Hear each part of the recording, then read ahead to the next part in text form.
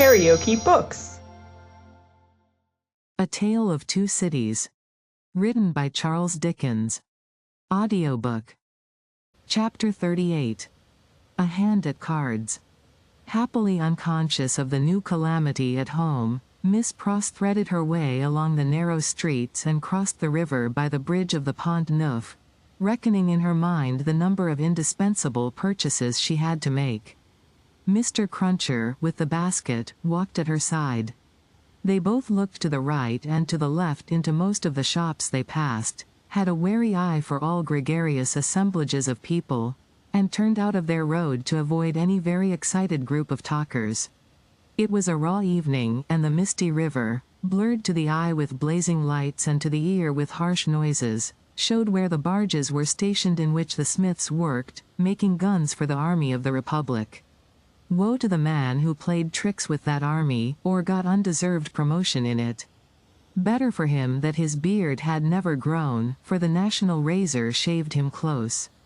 Having purchased a few small articles of grocery, and a measure of oil for the lamp, Miss Pross bethought herself of the wine they wanted.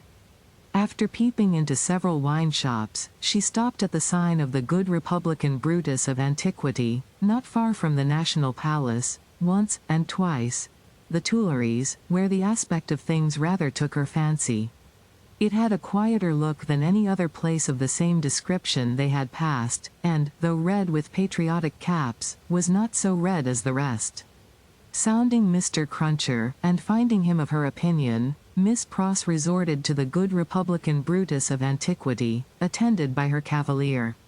Slightly observant of the smoky lights, of the people, pipe in mouth, playing with limp cards and yellow dominoes, of the one bare-breasted, bare-armed, soot-begrimed workman reading a journal aloud, and of the others listening to him, of the weapons worn, or laid aside to be resumed, of the 2 or 3 customers fallen forward asleep, who in the popular high-shouldered shaggy black spencer looked, in that attitude, like slumbering bears or dogs.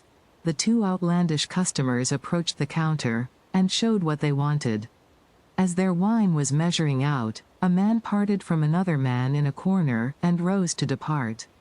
In going, he had to face Miss Pross. No sooner did he face her, than Miss Pross uttered a scream, and clapped her hands. In a moment, the whole company were on their feet. That somebody was assassinated by somebody vindicating a difference of opinion was the likeliest occurrence. Everybody looked to see somebody fall, but only saw a man and a woman standing staring at each other, the man with all the outward aspect of a Frenchman and a thorough Republican, the woman, evidently English. What was said in this disappointing anticlimax, by the disciples of the good Republican Brutus of Antiquity, except that it was something very voluble and loud, would have been as so much Hebrew or Chaldean to Miss Pross and her protector, though they had been all ears. But they had no ears for anything in their surprise. For, it must be recorded, that not only was Miss Pross lost in amazement and agitation, but Mr. Cruncher, though it seemed on his own separate and individual account, was in a state of the greatest wonder. "What is the matter?" said the man who had caused Miss Pross to scream, speaking in a vexed, abrupt voice, though in a low tone, and in English. "Oh, Solomon, dear Solomon," cried Miss Pross, clapping her hands again. "After not setting eyes upon you or hearing of you for so long a time, do I find you here? Don't call me Solomon." "Do you want to be the death of me?" asked the man, in a furtive, frightened way. "Brother, brother," cried Miss Pross, bursting into tears. "Have I ever been so hard with you that you ask me such a cruel question? Then hold your meddlesome tongue," said Solomon, "and come out, if you want to speak to me. Pay for your wine, and come out. Who's this man?" Miss Pross, shaking her loving and dejected head at her by no means affectionate brother, said through her tears, "Mr. Cruncher." "Let him come out too," said Solomon. "Does he think me a ghost?" Apparently, Mr. Cruncher did, to judge from his looks. He said not a word, however, and Miss Pross, exploring the depths of her reticule through her tears with great difficulty paid for her wine. As she did so, Solomon turned to the followers of the good Republican Brutus of antiquity, and offered a few words of explanation in the French language, which caused them all to relapse into their former places and pursuits. "Now," said Solomon, stopping at the dark street corner, "what do you want?" "How dreadfully unkind in a brother nothing has ever turned my love away from," cried Miss Pross, "to give me such a greeting, and show me no affection. There. Confound it. There," said Solomon, making a dab at Miss Pross's lips with his own. "Now are you content?" Miss Pross only shook her head and wept in silence. "If you expect me to be surprised," said her brother Solomon, "I am not surprised. I knew you were here. I know of most people who are here. If you really don't want to endanger my existence, which I half believe you do, go your ways as soon as possible, and let me go mine. I am busy. I am an official."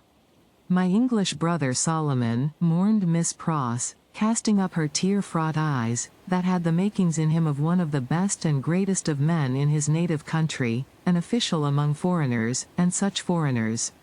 "I would almost sooner have seen the dear boy lying in his—" "I said so," cried her brother, interrupting. "I knew it. You want to be the death of me. I shall be rendered suspected, by my own sister. Just as I am getting on." "The gracious and merciful heavens forbid," cried Miss Pross. "Far rather would I never see you again, dear Solomon, though I have ever loved you truly, and ever shall.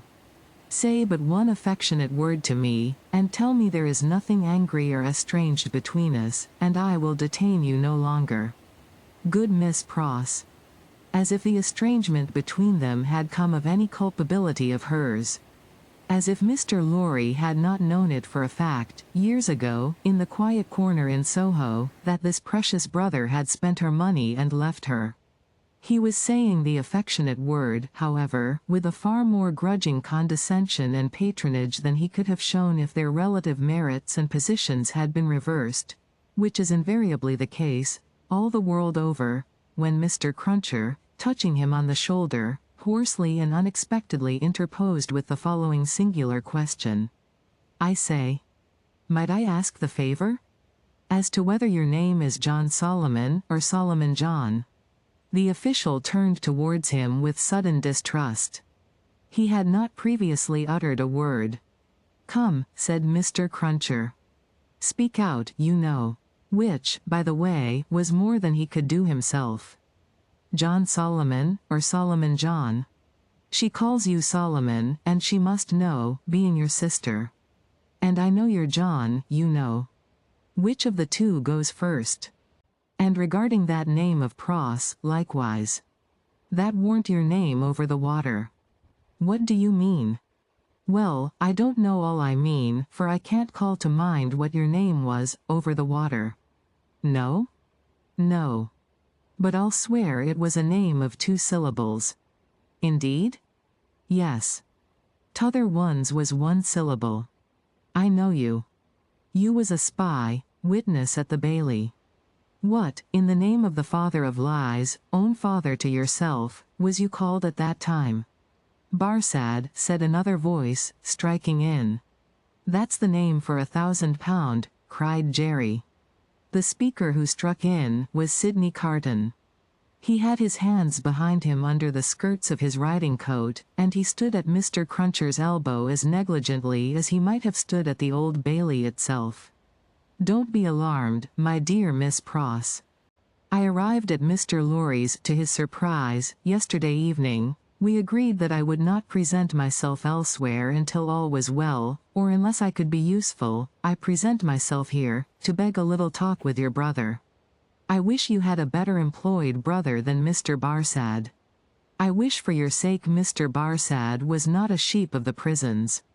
Sheep was a cant word of the time for a spy, under the jailers. The spy, who was pale, turned paler, and asked him how he dared. "I'll tell you," said Sidney. "I lighted on you, Mr. Barsad, coming out of the prison of the conciergerie while I was contemplating the walls, an hour or more ago. You have a face to be remembered, and I remember faces well.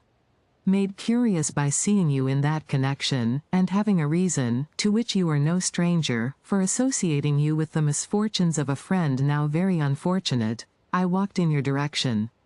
I walked into the wine shop here, close after you, and sat near you. I had no difficulty in deducing from your unreserved conversation, and the rumor openly going about among your admirers, the nature of your calling. And gradually, what I had done at random, seemed to shape itself into a purpose, Mr. Barsad. What purpose? The spy asked. It would be troublesome, and might be dangerous, to explain in the street. Could you favor me, in confidence, with some minutes of your company, at the office of Tellson's Bank, for instance? Under a threat? Oh. Did I say that? Then, why should I go there? Really, Mr. Barsad, I can't say, if you can't.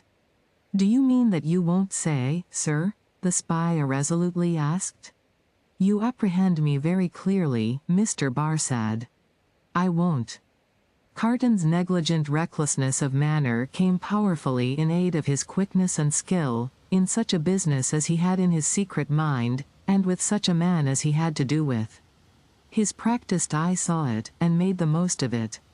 Now, I told you so, said the spy, casting a reproachful look at his sister. If any trouble comes of this, it's your doing. Come, come, Mr. Barsad, exclaimed Sidney. Don't be ungrateful.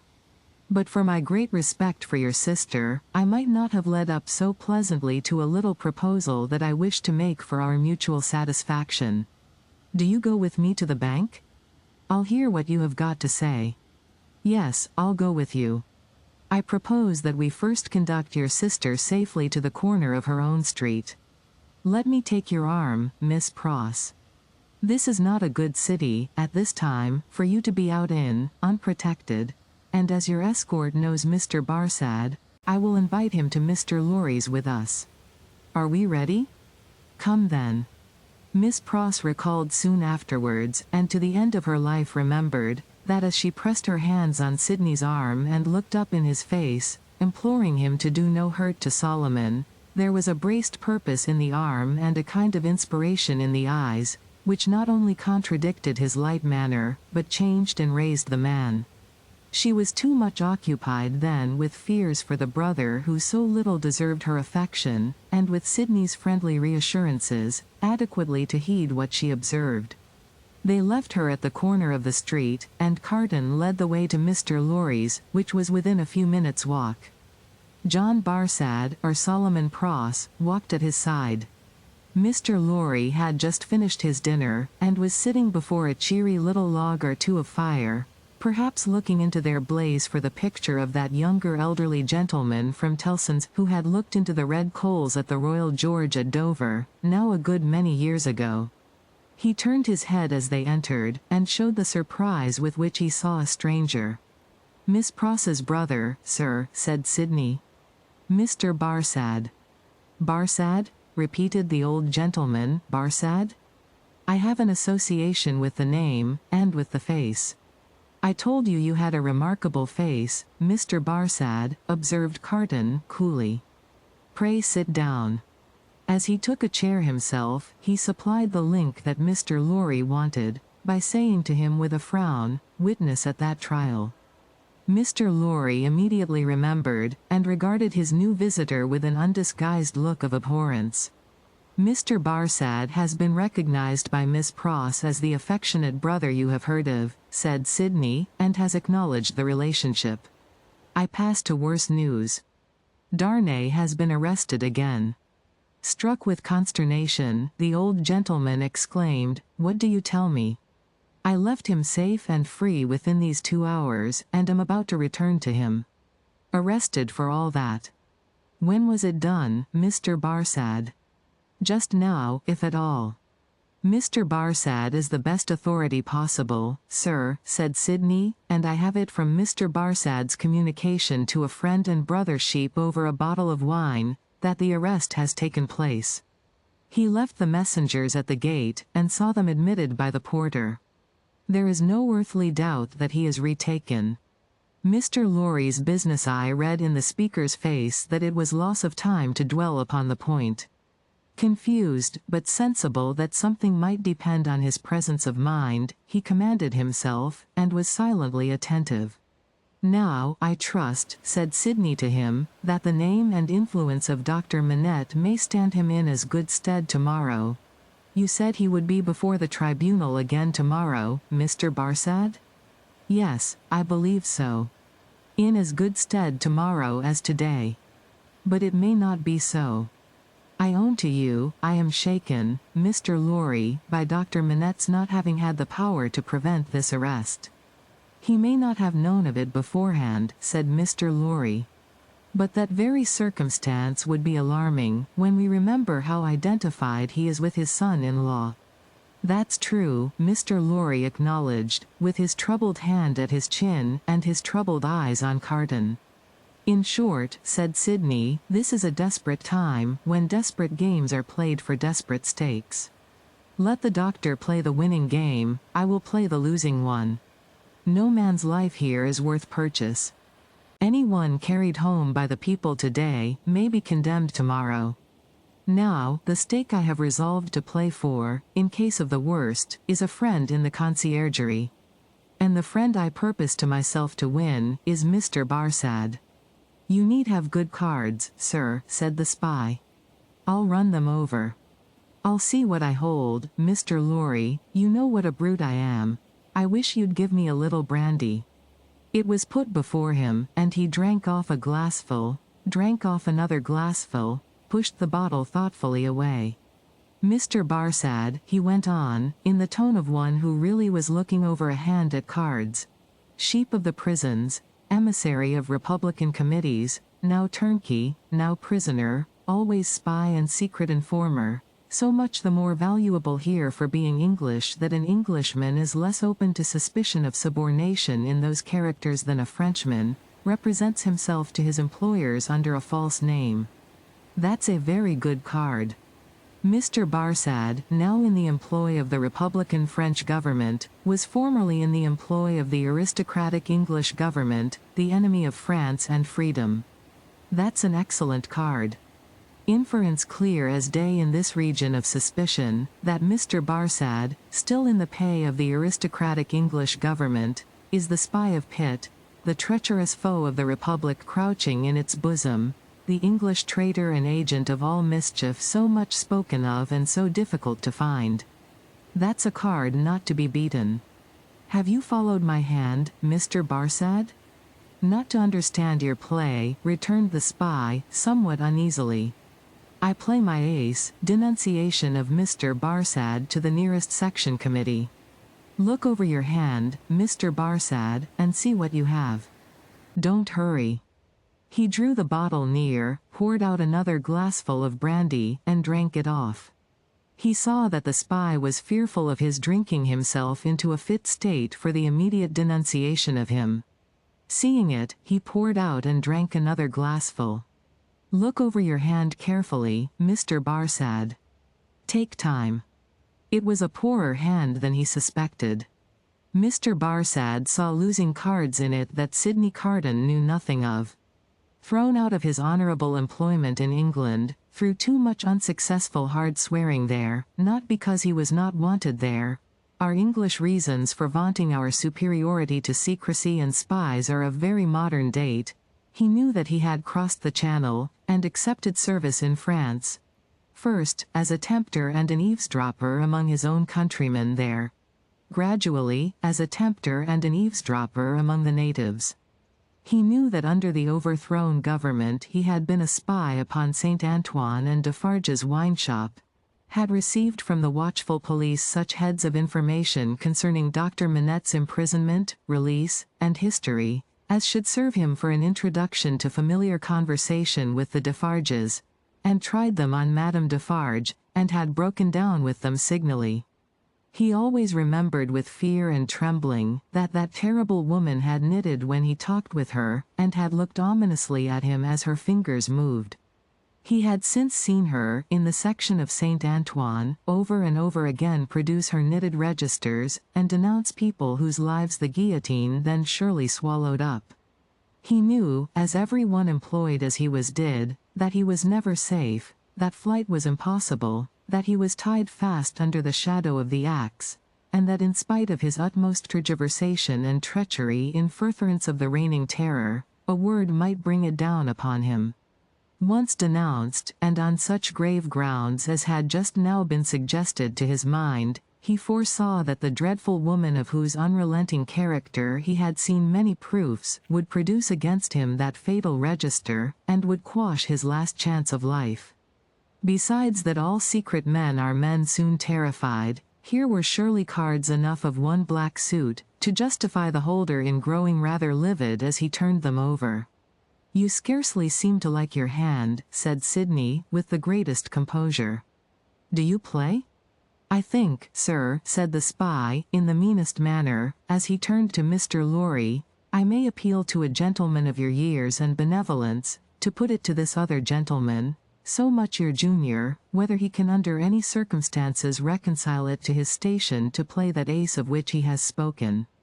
I admit that I am a spy, and that it is considered a discreditable station, though it must be filled by somebody, but this gentleman is no spy, and why should he so demean himself as to make himself one?" "I play my ace, Mr. Barsad," said Carton, taking the answer on himself, and looking at his watch, without any scruple, in a very few minutes. "I should have hoped, gentlemen both," said the spy, always striving to hook Mr. Lorry into the discussion, "that your respect for my sister—" "I could not better testify my respect for your sister than by finally relieving her of her brother," said Sidney Carton. "You think not, sir?" "I have thoroughly made up my mind about it." The smooth manner of the spy, curiously in dissonance with his ostentatiously rough dress, and probably with his usual demeanor, received such a check from the inscrutability of Carton, who was a mystery to wiser and honester men than he, that it faltered here and failed him. While he was at a loss, Carton said, resuming his former air of contemplating cards, "And indeed, now I think again, I have a strong impression that I have another good card here, not yet enumerated. That friend and fellow sheep, who spoke of himself as pasturing in the country prisons, who was he?" "French." "You don't know him," said the spy, quickly. "French, eh?" repeated Carton, musing, and not appearing to notice him at all, though he echoed his word. "Well, he may be." "Is, I assure you," said the spy, "though it's not important." "Though it's not important," repeated Carton, in the same mechanical way, "though it's not important, no, it's not important." "No. Yet I know the face." "I think not." "I am sure not." "It can't be," said the spy. "It can't be," muttered Sidney Carton, retrospectively, and idling his glass, which fortunately was a small one, again.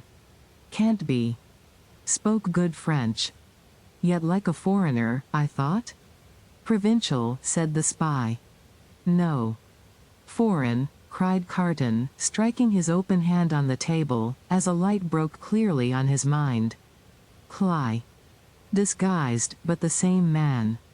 We had that man before us at the Old Bailey." "Now, there you are hasty, sir," said Barsad, with a smile that gave his aquiline nose an extra inclination to one side. "There you really give me an advantage over you.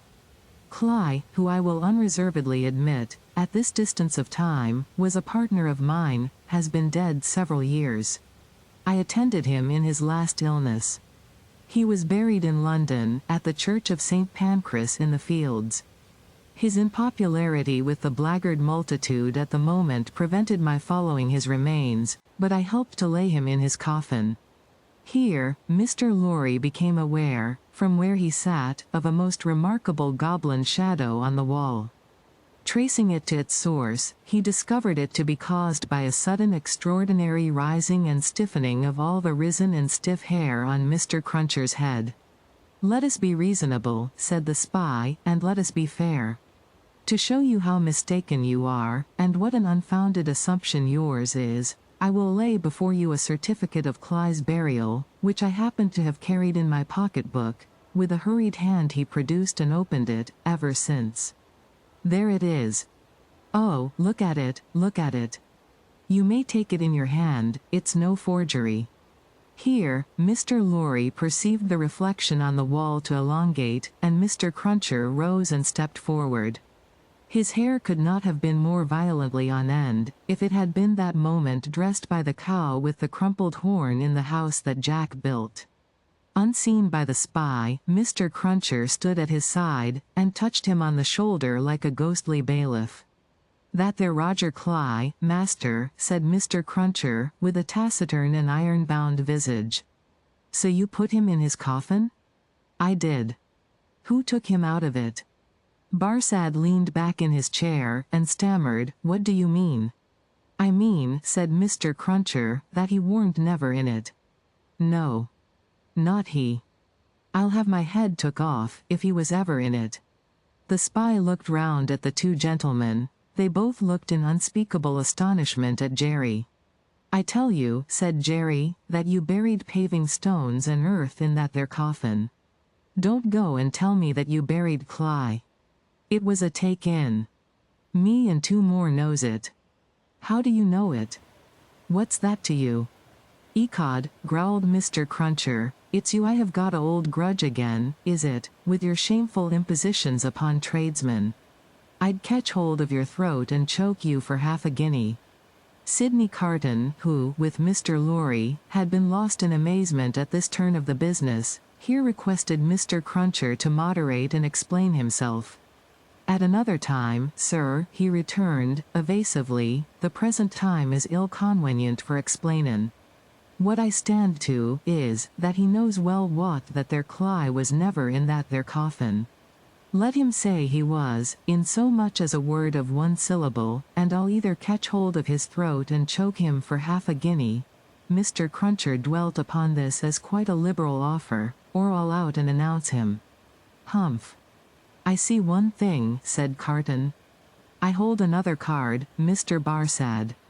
"Impossible, here in raging Paris, with suspicion filling the air, for you to outlive denunciation, when you are in communication with another aristocratic spy of the same antecedents as yourself, who, moreover, has the mystery about him of having feigned death and come to life again. A plot in the prisons, of the foreigner against the Republic. A strong card, a certain guillotine card. Do you play?" "No," returned the spy. "I throw up. I confess that we were so unpopular with the outrageous mob, that I only got away from England at the risk of being ducked to death, and that Cly was so ferreted up and down, that he never would have got away at all but for that sham. Though how this man knows it was a sham, is a wonder of wonders to me." "Never you trouble your head about this man," retorted the contentious Mr. Cruncher. "You'll have trouble enough with giving your attention to that gentleman. And look here." Once more, Mr. Cruncher could not be restrained from making rather an ostentatious parade of his liberality. "I'd catch hold of your throat and choke you for half a guinea." The sheep of the prisons turned from him to Sidney Carton, and said, with more decision, "It has come to a point. I go on duty soon, and can't overstay my time. You told me you had a proposal. What is it? Now, it is of no use asking too much of me. Ask me to do anything in my office, putting my head in great extra danger, and I had better trust my life to the chances of a refusal than the chances of consent. In short, I should make that choice. You talk of desperation. We are all desperate here. Remember. I may denounce you if I think proper, and I can swear my way through stone walls, and so can others. Now, what do you want with me?" "Not very much. You are a turnkey at the conciergerie? I tell you once for all, there is no such thing as an escape possible," said the spy, firmly. "Why need you tell me what I have not asked? You are a turnkey at the conciergerie?" "I am sometimes." "You can be when you choose?" "I can pass in and out when I choose." Sidney Carton filled another glass with brandy, poured it slowly out upon the hearth, and watched it as it dropped. "It being all spent," he said, rising. "So far, we have spoken before these two, because it was as well that the merits of the cards should not rest solely between you and me. Come into the dark room here, and let us have one final word alone. If you liked what you heard, please subscribe to the channel.